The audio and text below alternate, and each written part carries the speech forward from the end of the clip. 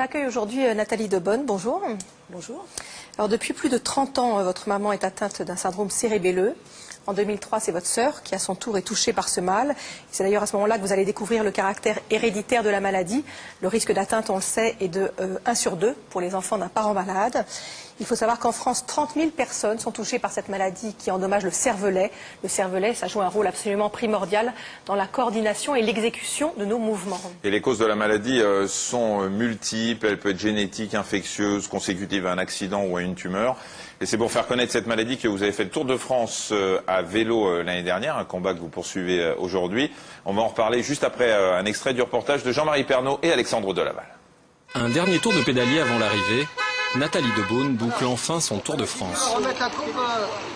Voilà Nathalie donc, qui est arrivée au terme de ces 2100 km. 2100 km pour exorciser une colère et faire enfin connaître une maladie qui la touche de très près, le syndrome cérébelleux. La mère de Nathalie est aujourd'hui lourdement handicapée par ce syndrome car il touche une zone indispensable à la coordination du corps, le cervelet. Comme elle, environ 30 000 personnes en sont atteintes en France. Des malades qui présentent tous des troubles de l'équilibre, de la motricité et même de l'élocution.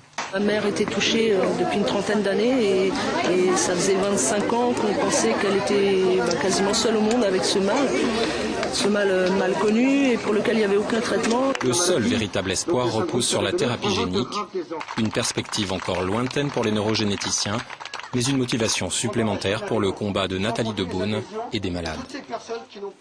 Alors Nathalie, ça a été très utile ce Tour de France, on a mis de l'argent de côté, il y a des espoirs, vous avez réveillé un peu du monde.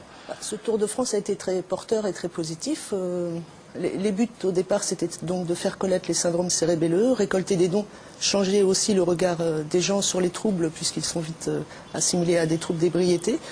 Donc les récoltes de dons, on a dépassé la barre des 11 000 €.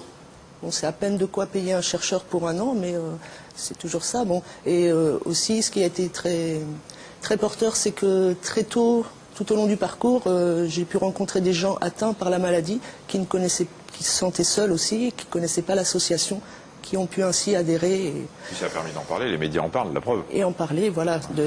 Déjà, ils l'ont su par le biais des articles dans les journaux. Donc tout au long du parcours, la presse régionale a beaucoup apporté pour faire connaître et donc sensibiliser les gens au syndrome cérébelleux. On le précisait, quand c'est d'origine génétique, c'est, je ne vais pas dire une chance, mais c'est un risque sur 2 pour que les enfants d'un parent atteint soient malades. Vous n'êtes pas touché par la maladie, vos enfants non plus, vous le savez comment? Je le savais comment. Vous avez fait un test? J'ai entrepris le test, oui, après mûre réflexion. Et donc, il n'y a pas de mots, hein, c'est un immense soulagement. Bon, c'est un peu aussi ce qui a expliqué ma motivation pour entreprendre quelque chose, puisque le hasard génétique avait mis cette chance de mon côté. Je me devais de faire quelque chose pour tous ceux qui sont frappés. Alors vous l'avez fait, la réponse a été négative. Votre sœur n'a pas souhaité le faire. J'ai une autre sœur qui n'a pas souhaité et qui pour l'instant ne souhaite toujours pas connaître son statut face à la maladie. Bon, c'est vrai que c'est un choix un peu... Enfin, une décision qui est assez lourde à prendre. Après, libre à chacun, c'est vraiment au cas par cas, quoi. Chacun décide de connaître son statut ou pas, ou d'attendre de voir... La maladie est déclarée. Voilà, malheureusement. Vous avez été très entouré psychologiquement pendant ce test ou pas? Oui, c'est très, très réglementé. Il s'assure d'abord que le choix vient bien de nous, qu'on n'est pas influencé par quelqu'un d'autre. Et puis... Mais voilà, en aucun cas, il ne s'oppose, quand quelqu'un désire connaître son statut, il ne s'oppose pas à ce que le test se fasse. Qu'est-ce que vous envisagez de faire maintenant pour continuer votre action en faveur en faveur de la médiatisation, d'une meilleure connaissance, de la recherche sur le syndrome cérébelleux? L'action a boosté pas mal l'association, bien sûr. Donc on se retrouve à être quelques-uns à faire partie d'un groupe de travail. Donc on est en train de réfléchir aux actions possibles pour continuer de toute façon à sensibiliser, à faire connaître. Donc il y a un projet d'un autre périple à vélo. Ce ne serait pas forcément un Tour de France, peut-être un demi-tour. Le vélo, vous en faisiez avant de prendre la décision de faire le Tour de France quand même?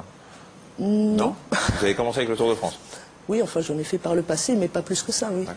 Non, c'est venu comme ça parce qu'on peut faire plus de kilomètres qu'en marche à pied. C'était aussi un petit clin d'œil à mon père qui est un ancien coureur cycliste. Et puis, quand même, voilà, il y a quand même quelque chose. Et puis pour rallier un maximum d'antennes régionales, c'est vrai qu'à vélo c'était plus évident. Alors, si vous voulez en savoir plus, si vous voulez surtout apporter des dons, l'association en a toujours besoin. C'est l'association Connaître les syndromes cérébelleux. Vous en avez d'ailleurs le sigle que vous portez sur vous. Et l'association, c'est www.csc.asso.fr. Merci beaucoup. Merci. Je vous remercie.